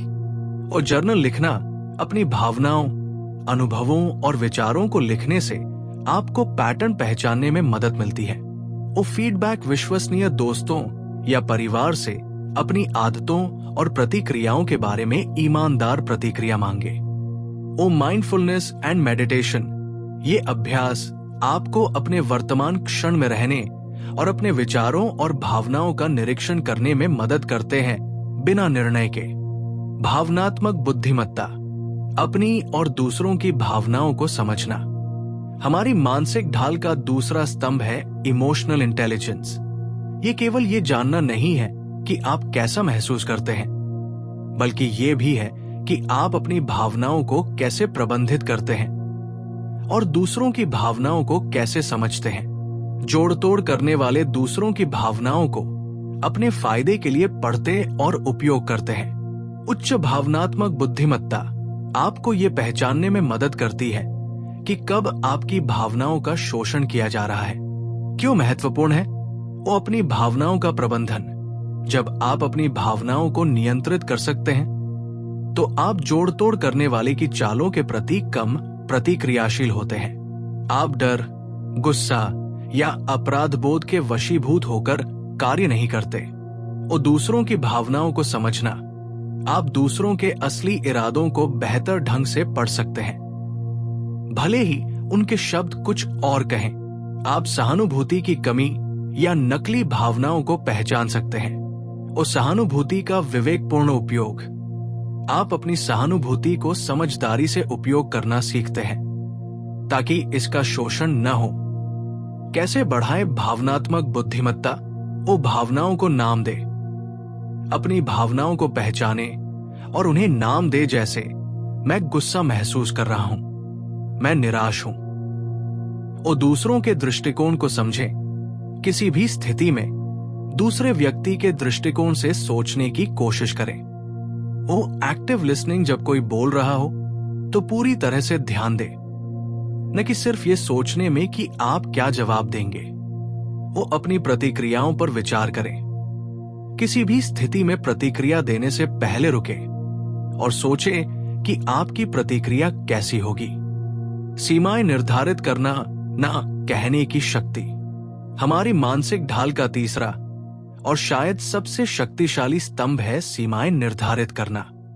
सीमाएं वो अदृश्य रेखा होती है जो परिभाषित करती है कि आपके लिए क्या स्वीकार्य है और क्या नहीं। जोड़ तोड़ करने वाले आपकी सीमाओं का उल्लंघन करते हैं क्योंकि वे आपके नियंत्रण को कम करना चाहते हैं। अपनी सीमाओं को स्पष्ट रूप से परिभाषित करना और उन्हें लागू करना आपको अपनी शक्ति वापस लेने में मदद करता है। क्यों महत्वपूर्ण है वो आत्मसम्मान की रक्षा। सीमाएं आपके आत्मसम्मान की रक्षा करती है और आपको ये संदेश देती है कि आप सम्मान के लायक हैं। वो ऊर्जा का संरक्षण, वे आपकी भावनात्मक और मानसिक ऊर्जा को बचाने में मदद करती है, जिससे आप थकते नहीं हैं। वो हेर फेर को रोकना, जब आप स्पष्ट सीमाएं निर्धारित करते हैं तो जोड़तोड़ करने वालों के लिए आपको हेर फेर करना बहुत कठिन हो जाता है। वो स्वस्थ रिश्ते विश्वास और आपसी सम्मान पर आधारित होते हैं और सीमाएं इन दोनों को बढ़ावा देती है। सीमाएं कैसे निर्धारित करें? वो अपनी सीमाओं को पहचाने। आपको क्या असहज महसूस कराता है, आप क्या बर्दाश्त नहीं करेंगे, वो उन्हें स्पष्ट रूप से व्यक्त करें। शांत और दृढ़ आवाज में अपनी सीमाओं को दूसरे व्यक्ति को बताएं। मैं इस बारे में बात नहीं करना चाहता, मैं वो काम नहीं कर सकता, वो उन पर कायम रहें। सबसे मुश्किल हिस्सा यह है कि जब जोड़तोड़ करने वाला आपकी सीमाओं को तोड़ने की कोशिश करे तो आप उन पर कायम रहें। वो परिणाम निर्धारित करें। यदि कोई व्यक्ति लगातार आपकी सीमाओं का उल्लंघन करता है तो आपको परिणाम लागू करने के लिए तैयार रहना चाहिए, जैसे बातचीत समाप्त करना या संबंध विच्छेद करना। ना कहने का अभ्यास करें। ये एक मांसपेशी की तरह है, जितना ज्यादा आप इसका उपयोग करेंगे उतना ही ये मजबूत होगा। आत्मसम्मान और आत्मविश्वास, अपनी आंतरिक शक्ति को मजबूत करना। हमारी मानसिक ढाल का चौथा स्तंभ आत्मसम्मान और आत्मविश्वास है। एक उच्च आत्मसम्मान वाला व्यक्ति जानता है कि वो मूल्यवान है और एक आत्मविश्वासी व्यक्ति अपनी क्षमताओं पर भरोसा करता है। जोड़ तोड़ करने वाले अक्सर कम आत्मसम्मान वाले व्यक्तियों को निशाना बनाते हैं क्योंकि उन्हें हेर फेर करना आसान होता है। अपनी आंतरिक शक्ति को मजबूत करके आप हेर फेर के हमलों से अजेय बन जाते हैं। क्यों महत्वपूर्ण है? और लक्ष्य बनने से रोकना। आत्मविश्वासी व्यक्ति कम आसानी से डराते या दोषी महसूस करते हैं। वो अपनी राय का सम्मान। आप दूसरों की राय से आसानी से प्रभावित नहीं होते, बल्कि अपनी राय और मूल्यों पर कायम रहते हैं। वो खुद पर भरोसा। आप अपनी अंतरात्मा पर भरोसा करते हैं और बाहरी दबाव के आगे नहीं झुकते। आत्मसम्मान और आत्मविश्वास कैसे बढ़ाएं? वो अपनी उपलब्धियों को पहचाने, अपनी छोटी और बड़ी सफलताओं को याद करें और उन्हें स्वीकार करें। वो सेल्फ कंपैशन, अपने साथ दयालु रहें। गलतियां करना ठीक है। वो सकारात्मक आत्मचर्चा, पॉजिटिव सेल्फ टॉक, अपने बारे में सकारात्मक बातें कहें। नकारात्मक विचारों को चुनौती दें। वो अपनी शक्तियों पर ध्यान दें। उन चीजों पर ध्यान केंद्रित करें जिनमें आप अच्छे हैं। वो छोटे लक्ष्य निर्धारित करें और उन्हें प्राप्त करें। सफलता की भावना आत्मविश्वास का निर्माण करती है। वो अपनी देखभाल करें। शारीरिक रूप से स्वस्थ रहना, पर्याप्त नींद लेना और तनाव को प्रबंधित करना आपके आत्मविश्वास को बढ़ाता है। आलोचनात्मक सोच, जानकारी को फिल्टर करना और संदेह करना। हमारी मानसिक ढाल का 5वां स्तंभ आलोचनात्मक सोच है। ये केवल जानकारी को स्वीकार करना नहीं है, बल्कि उस पर सवाल उठाना, उसका विश्लेषण करना और उसका मूल्यांकन करना है। जोड़ तोड़ करने वाले अक्सर सच्चाई को तोड़मरोड़ कर पेश करते हैं, झूठी जानकारी देते हैं या आपको केवल आंशिक सत्य बताते हैं। आलोचनात्मक सोच आपको इन चालों को पहचानने में मदद करती है। क्यों महत्वपूर्ण है? और झूठी जानकारी को पहचानना, आप आसानी से अफवाहों, झूठ या भ्रामक तथ्यों से प्रभावित नहीं होंगे। वो प्रेरित तर्कों को पहचानना, आप ये समझ सकते हैं कि कोई व्यक्ति किसी विशिष्ट एजेंडे के साथ जानकारी क्यों प्रस्तुत कर रहा है। वो स्वतंत्र निर्णय लेना, आप अपनी खुद की राय बनाने और बाहरी दबावों या हेरफेर से प्रभावित हुए बिना निर्णय लेने में सक्षम होंगे। वो गैसलाइटिंग से बचाव, ये आपको अपनी वास्तविकता पर सवाल उठाने से रोकता है। आलोचनात्मक सोच कैसे बढ़ाएं? वो प्रश्न पूछें हमेशा, क्यों, कैसे, किसके द्वारा और क्या सबूत है जैसे प्रश्न पूछें। उस स्रोत की जांच करें, जानकारी कहां से आ रही है, क्या स्रोत विश्वसनीय है। वो विभिन्न दृष्टिकोण देखें, किसी भी मुद्दे पर कई दृष्टिकोणों पर विचार करें। वो पूर्वाग्रहों को पहचाने, अपने खुद के और दूसरों के पूर्वाग्रहों को पहचाने जो निर्णय को प्रभावित कर सकते हैं। वो तर्क दोषों को पहचाने। हेरफेर करने वाले अक्सर तर्क दोषों का उपयोग करते हैं, जैसे व्यक्तिगत हमला, भावना पर आधारित अपील। इन्हें पहचानना सीखें। अपने अंतर्ज्ञान पर भरोसा करना, अपनी गट फीलिंग को सुनना। हमारी मानसिक ढाल का छठा और अक्सर उपेक्षित लेकिन अत्यंत शक्तिशाली स्तंभ है अपने अंतर्ज्ञान पर भरोसा करना। अंतर्ज्ञान व गट फीलिंग है वो गहरी आंतरिक भावना जो आपको बताती है कि कुछ सही है या गलत, भले ही आपके पास कोई ठोस सबूत ना हो। जोड़ तोड़ करने वाले अक्सर हमें हमारे अंतर्ज्ञान पर सवाल उठाने पर मजबूर करते हैं। क्यों महत्वपूर्ण है? वो अदृश्य खतरों को महसूस करना। आपका अंतर्ज्ञान आपको उन सूक्ष्म संकेतों को पहचानने में मदद कर सकता है जिन्हें आपका सचेत मन नहीं पकड़ पाता। वो आत्मसंरक्षण का प्राकृतिक तंत्र, ये एक आंतरिक चेतावनी प्रणाली है जिसने मानव जाति को हजारों सालों से खतरों से बचाया है। वो गैसलाइटिंग के खिलाफ हथियार। जब कोई आपकी वास्तविकता को विकृत करता है तो आपका अंतर्ज्ञान अक्सर आपको बताता है कि कुछ गलत है। अपने अंतर्ज्ञान पर कैसे भरोसा करें? वो अपने शरीर पर ध्यान दें। जब आपको बुरा महसूस होता है तो आपका शरीर कैसे प्रतिक्रिया करता है? क्या आपके पेट में गांठ पड़ती है? क्या आपकी गर्दन में तनाव होता है? इन शारीरिक संकेतों को पहचानें। अपने मन को शांत करें।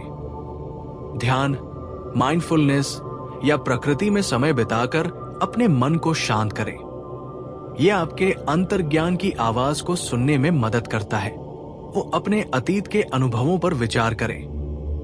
उन समयों को याद करें जब आपके अंतर्ज्ञान ने आपको सही दिशा दिखाई थी। वो छोटा अभ्यास करें। छोटे, कम जोखिम वाले निर्णयों में अपने अंतर्ज्ञान पर भरोसा करना शुरू करें। जैसे, मुझे लगता है कि मुझे ये रास्ता लेना चाहिए, या मुझे लगता है कि मुझे इस व्यक्ति से बात नहीं करनी चाहिए। हमने आज अपनी मानसिक ढाल के 6 शक्तिशाली स्तंभों का निर्माण किया है। आत्म जागरूकता, भावनात्मक बुद्धिमत्ता, सीमाएं, आत्मसम्मान और आत्मविश्वास, आलोचनात्मक सोच और अंतर्ज्ञान पर भरोसा। ये केवल जानकारी नहीं है, ये एक जीवन शैली है। ये निरंतर अभ्यास और आत्म सुधार की यात्रा है। याद रखें, आपकी मानसिक ढाल एक बार में नहीं बनती। इसे लगातार मजबूत करना पड़ता है। हर दिन इन सिद्धांतों का अभ्यास करें। अपनी शक्तियों पर ध्यान केंद्रित करें। अपनी सीमाओं को लागू करें। अपने अंतर्ज्ञान पर भरोसा करें। अब जब आप अपनी मानसिक ढाल बनाने के उपकरणों से लैस हैं, तो अगला कदम उन रणनीतियों को सीखना है जो आपको डार्क साइकोलॉजी के प्रत्यक्ष हमलों से बचाने में मदद करेंगी। खंड 5 में हम हेरफेर से निपटने, संचार रणनीतियों का उपयोग करने और विषैले रिश्तों से बाहर निकलने के व्यावहारिक तरीकों पर ध्यान केंद्रित करेंगे।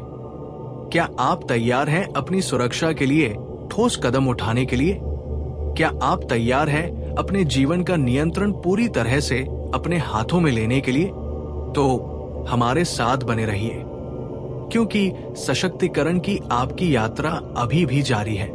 डार्क साइकोलॉजी से खुद का बचाव कैसे करें? हमारे इस गहन अन्वेषण के 5वें खंड में आपका स्वागत है।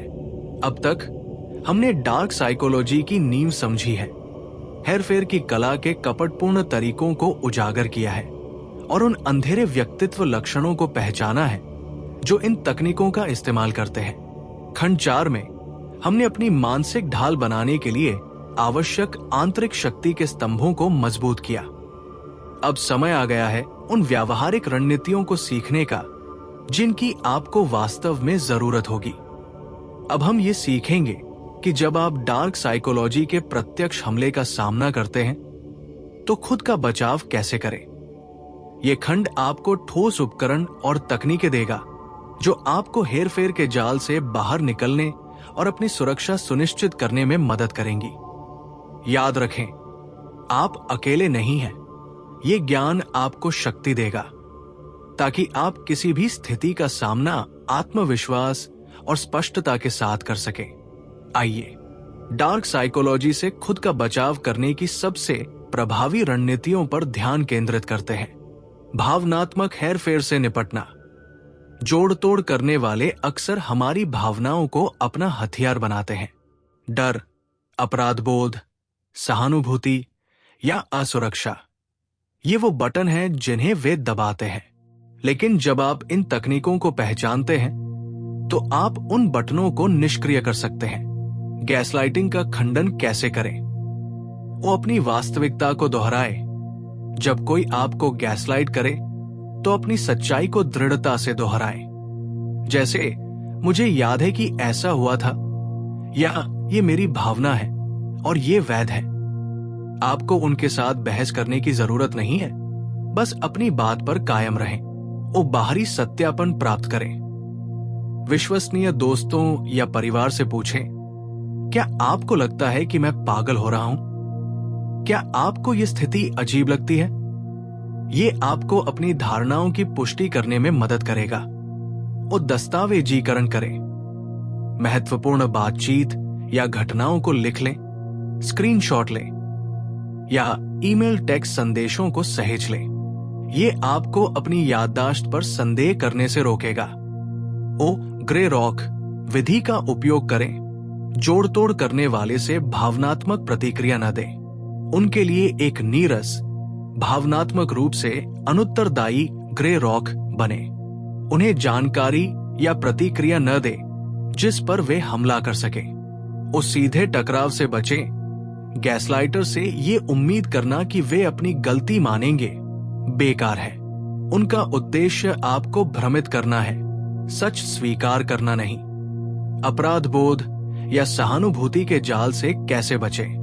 वो अपनी सीमाओं को जाने, पहचाने कि आपकी जिम्मेदारी कहां समाप्त होती है। आपको हर किसी को खुश करने या हर किसी की समस्या को हल करने की जरूरत नहीं है। उन तथ्यों पर टिके रहें। यदि कोई आपको अपराध बोध महसूस करा रहा है तो भावनाओं से हटकर तथ्यों पर ध्यान दें। क्या आपने वास्तव में कुछ गलत किया है या वे केवल आपको हेरफेर कर रहे हैं? वो नैतिक कंपास का उपयोग करें। अपनी आंतरिक नैतिकता और मूल्यों पर भरोसा करें। यदि कोई कार्य आपके लिए सही नहीं लगता है तो अपराध बोध के बावजूद उसे न करें। वो अपने नहीं पर कायम रहें। यदि आपने किसी चीज के लिए नहीं कहा है तो उस पर कायम रहें, भले ही वे आपको कितना भी दोषी महसूस कराएं। शिकार बनने से कैसे बचें? वो जिम्मेदारी ले, दोष नहीं। अपनी गलतियों की जिम्मेदारी ले, लेकिन दूसरों को आपको लगातार दोष देने या पीड़ित के रूप में प्रस्तुत करने न दें। और सहानुभूति का विवेकपूर्ण उपयोग करें। सहानुभूति एक सुंदर गुण है, लेकिन इसका अंधाधुंध उपयोग न करें। पहचाने कि कब आपकी सहानुभूति का शोषण किया जा रहा है। वो आत्महत्या से बचें। यदि आप लगातार खुद को एक पीड़ित के रूप में देखते हैं तो आप हेरफेर करने वालों के लिए एक आसान लक्ष्य बन जाते हैं। अपनी शक्तियों पर ध्यान केंद्रित करें। संचार रणनीतियां। आपका संचार आपका सबसे शक्तिशाली बचाव हो सकता है। आप कैसे बात करते हैं, आप क्या कहते हैं और आप कब चुप रहते हैं, ये सब हेरफेर से लड़ने में महत्वपूर्ण भूमिका निभाता है। सकारात्मक और दृढ़ संचार में कथन का उपयोग करें। अपनी भावनाओं और जरूरतों को व्यक्त करने के लिए मैं महसूस करता हूं या मुझे इसकी जरूरत है जैसे वाक्यांशों का उपयोग करें। ये आरोप लगाने के बजाय अपनी बात रखने का एक प्रभावी तरीका है। वो स्पष्ट और संक्षिप्त रहें।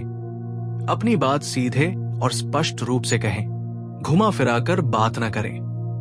वो आत्मविश्वासी बॉडी लैंग्वेज। सीधा खड़े हों, आंखों का संपर्क बनाए रखें लेकिन घूरे नहीं, और अपनी आवाज में दृढ़ता रखें। वो सुनने का अभ्यास करें। प्रभावी संचार में सुनना भी शामिल है।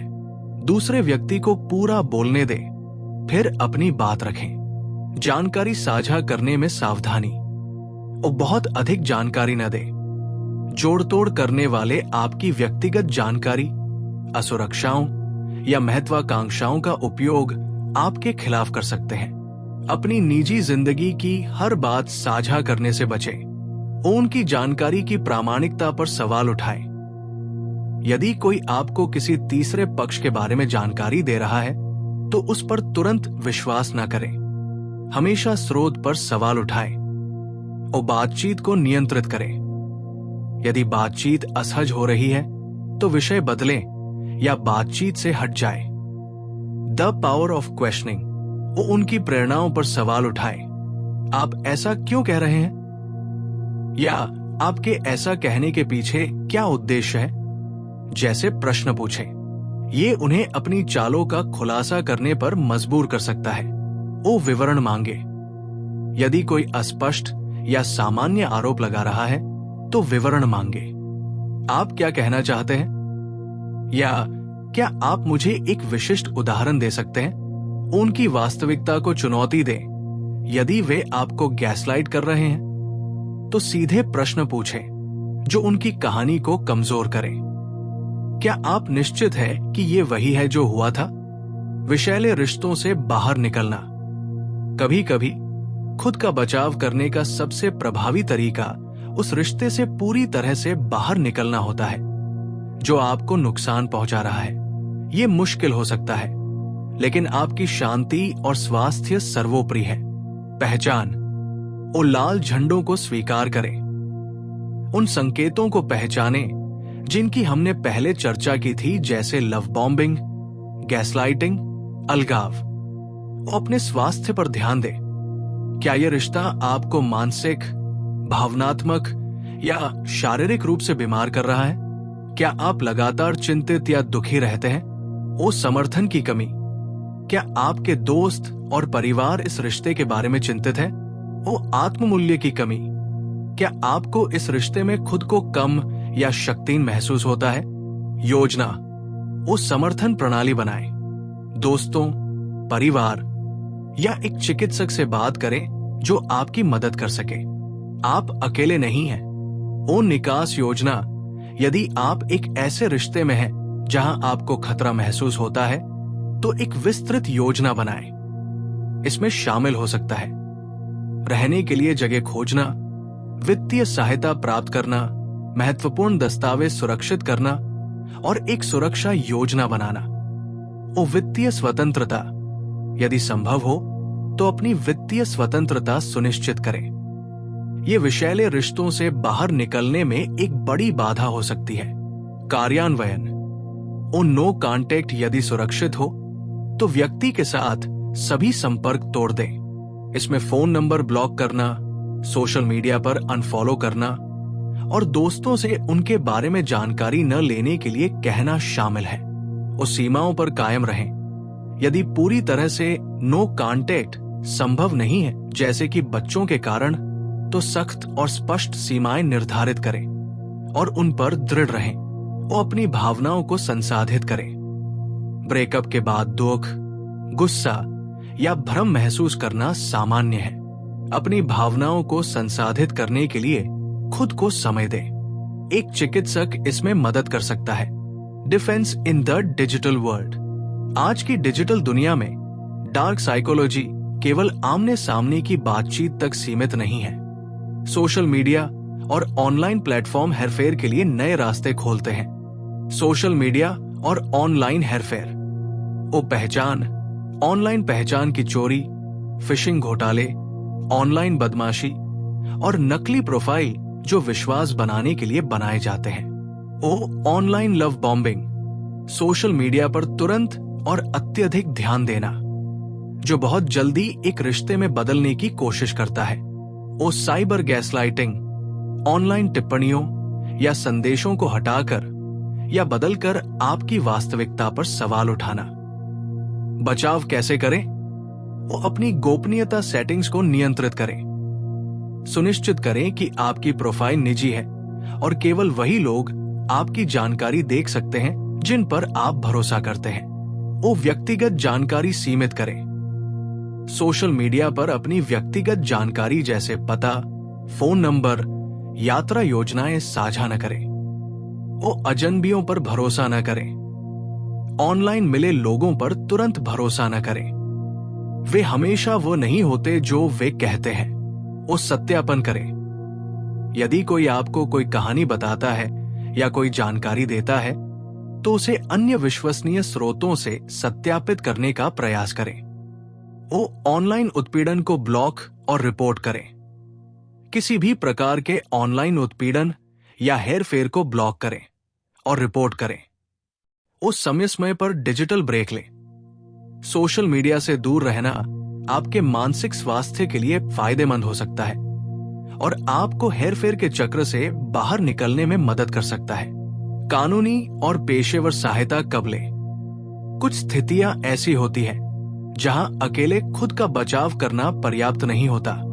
यदि आप गंभीर खतरे या दुर्व्यवहार का सामना कर रहे हैं, तो पेशेवर सहायता लेना अनिवार्य है।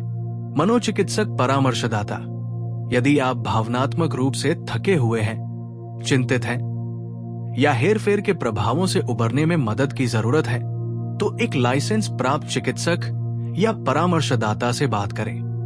कानूनी सलाह, यदि आपको वित्तीय शोषण, शारीरिक धमकी या किसी कानूनी उत्पीड़न का सामना करना पड़ रहा है, तो एक वकील से सलाह लें। पुलिस सुरक्षा बल, यदि आपको शारीरिक नुकसान का खतरा है, तो तुरंत स्थानीय पुलिस या आपातकालीन सेवाओं से संपर्क करें। समर्थन समूह, उन लोगों के साथ जुड़े जो समान अनुभवों से गुजरे हैं।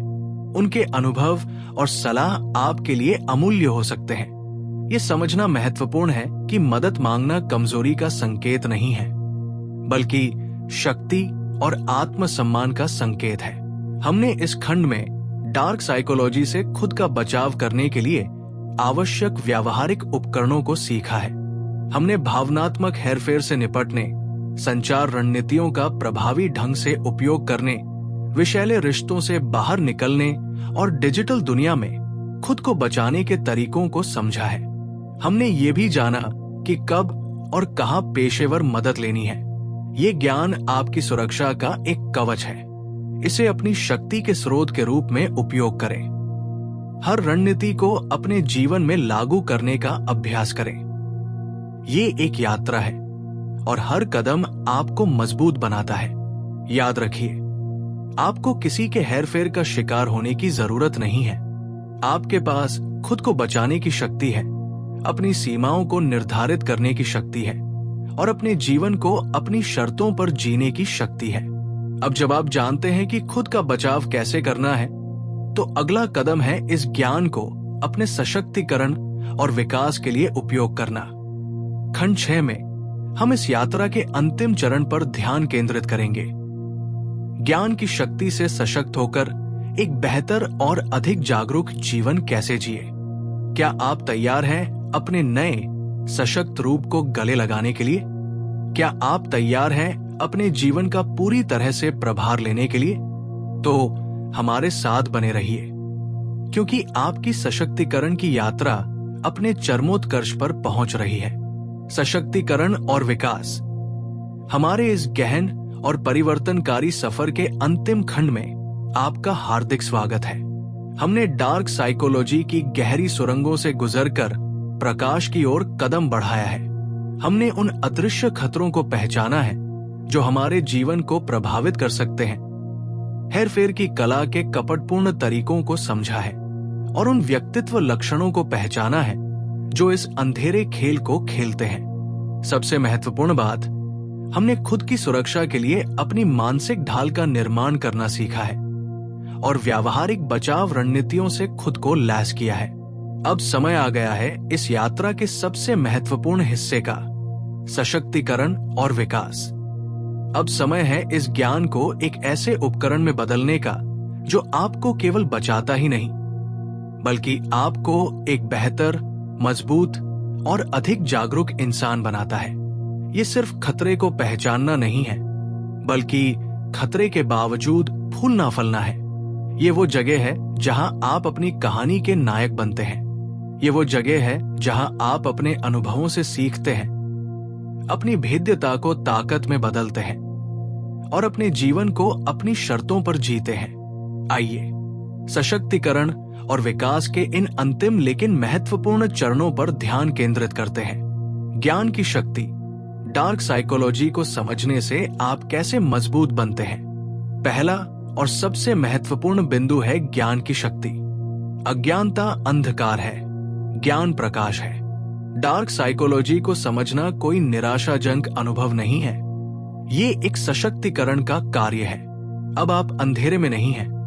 अब आप ये नहीं कह सकते कि मुझे पता नहीं था। आपने अब उन संकेतों को पहचानना सीख लिया है जिन पर आपने पहले शायद ध्यान नहीं दिया होगा। ये जागरूकता आपको भविष्य के हमलों से बचाती है। आत्मविश्वास और नियंत्रण की भावना। जब आप समझते हैं कि क्या हो रहा है, तो आप असहाय या भ्रमित महसूस नहीं करते। आप स्थिति पर अधिक नियंत्रण महसूस करते हैं, भले ही आप उसे पूरी तरह से बदल न सके। निर्णय लेने की क्षमता में सुधार।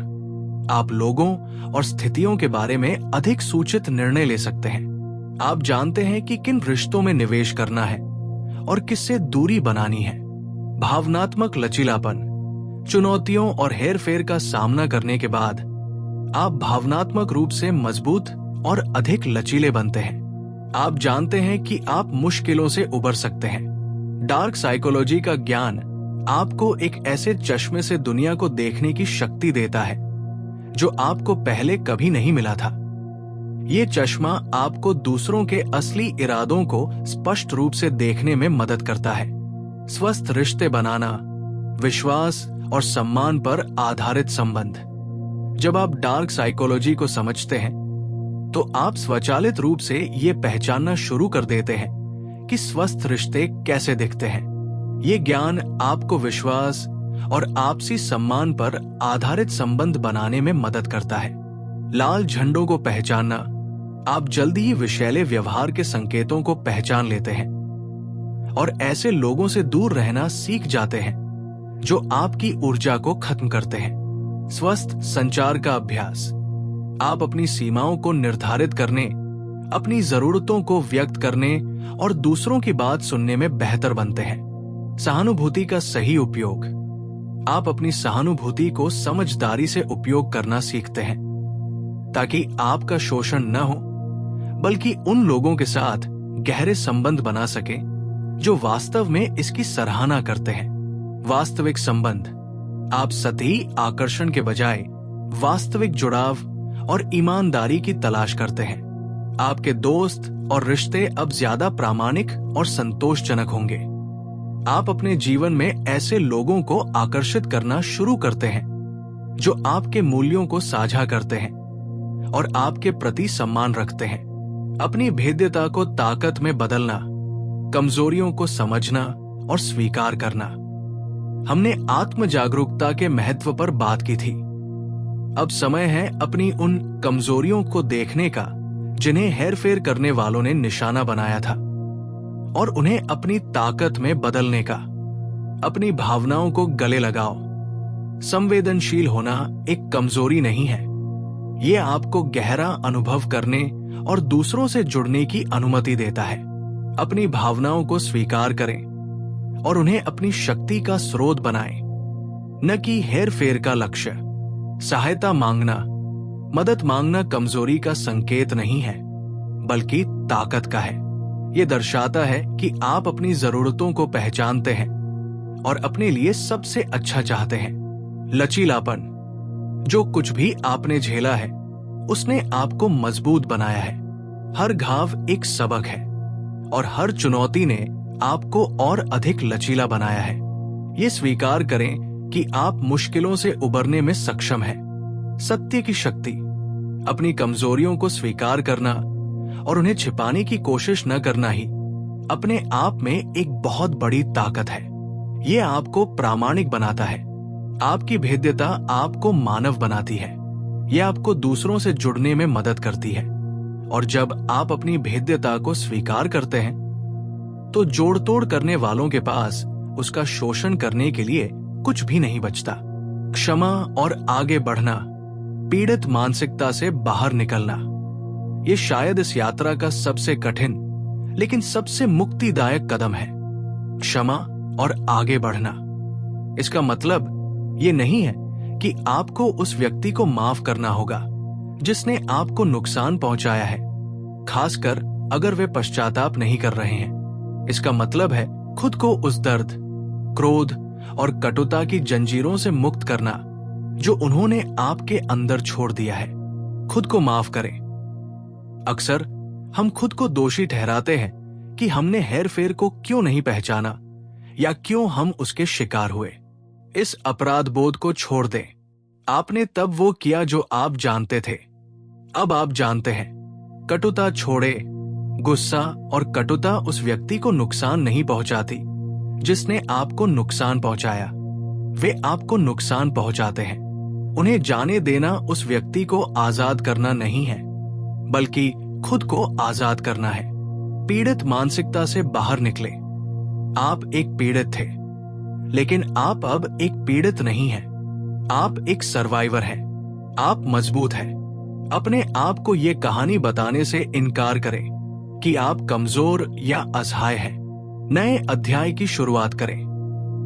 अपने जीवन में एक नया अध्याय शुरू करने की अनुमति दें। अपने अनुभवों से सीखें, लेकिन उन्हें आपको परिभाषित न करने दें। अपने अतीत को अपनी पीठ पर बोझ न बनने दें, बल्कि अपने पैरों तले एक मजबूत मंच बनाएं, जिससे आप आगे बढ़ सकें। क्षमा एक बाहरी कार्य से ज्यादा एक आंतरिक कार्य है।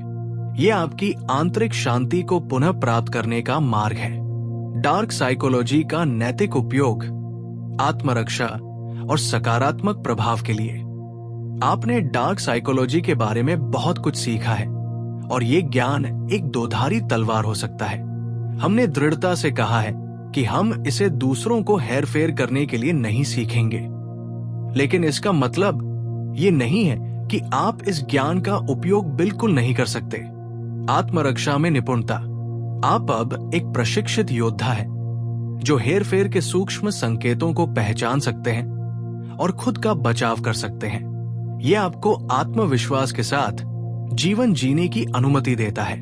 Positive influence. डार्क साइकोलॉजी के विपरीत आप लाइट साइकोलॉजी की तकनीकों का उपयोग कर सकते हैं। सहानुभूति, प्रेरणा और नैतिक अनुनय का उपयोग करके दूसरों को सकारात्मक रूप से प्रभावित करना। आप बेहतर नेता, बेहतर दोस्त और बेहतर साथी बन सकते हैं क्योंकि आप मानव मन को बेहतर ढंग से समझते हैं। दूसरों की मदद करें। अपने ज्ञान का उपयोग उन लोगों की मदद करने के लिए करें जो हेरफेर का शिकार हो रहे हैं, उन्हें चेतावनी देकर और उनका मार्गदर्शन करके। जागरूकता फैलाना। इस विषय के बारे में बात करके और दूसरों को शिक्षित करके आप एक अधिक जागरूक और सुरक्षित समाज बनाने में मदद कर सकते हैं। आप अब अंधेरे को समझते हैं, लेकिन आप स्वयं अंधेरे नहीं हैं। आप प्रकाश वाहक हैं। आपका नया जीवन जागरूकता और शक्ति के साथ जीना। आपकी यात्रा यहां समाप्त नहीं होती, ये वास्तव में यहीं से शुरू होती है। आप अब एक अलग व्यक्ति हैं, अधिक जागरूक, अधिक मजबूत और अधिक सशक्त। वर्तमान में जियो। अतीत के अनुभवों को सबक के रूप में देखें, न कि बोझ के रूप में। भविष्य के बारे में चिंता करने के बजाय वर्तमान क्षण की शक्ति को गले लगाओ। अपने मूल्यों के साथ जियो। अपनी अंतर्निहित नैतिकता और मूल्यों को पहचानो और उनके अनुसार जियो। यही आपको मजबूत और प्रामाणिक बनाता है। Continuous growth. सीखना कभी बंद ना करें। अपनी मानसिक ढाल को लगातार मजबूत करें। नए कौशल सीखें, नए अनुभव प्राप्त करें, खुशी का पीछा करें। अब आप हेरफेर और विषैले रिश्तों के जाल से मुक्त हैं। अपनी खुशी का पीछा करें, अपने जुनून को पूरा करें और एक ऐसा जीवन बनाएं जो आपके लिए सार्थक हो। हमने इस ऑडियो बुक की शुरुआत में एक ऐसे वादे के साथ की थी कि जब आप वापस आएंगे तो आप पहले जैसे नहीं रहेंगे। मुझे उम्मीद है कि यह सच साबित हुआ है। आपने मानव मन के अंधेरे कोनों की यात्रा की है, लेकिन उस अंधेरे में आपने अपनी खुद की शक्ति और प्रकाश पाया है। याद रखिए, डार्क साइकोलॉजी एक दुर्भाग्यपूर्ण हकीकत हो सकती है, लेकिन ये आपके जीवन को नियंत्रित नहीं करती। आपकी जागरूकता, आपकी सीमाएं, आपका आत्मसम्मान और आपका अंतर्ज्ञान आपके सबसे शक्तिशाली हथियार है। आप जागरूक हैं, आप सशक्त हैं और आप सुरक्षित हैं। अपने ज्ञान का बुद्धिमानी से उपयोग करें। अपनी शक्ति को गले लगाओ। अपने जीवन को अपनी शर्तों पर जियो। ये डार्क साइकोलॉजी द्वारा परिभाषित जीवन नहीं है, ये ज्ञान, शक्ति और स्वतंत्रता द्वारा परिभाषित जीवन है। इस यात्रा में मेरे साथ रहने के लिए धन्यवाद। अब जाओ और अपने जीवन के इस नए सशक्त अध्याय को जियो। शुभकामनाएं।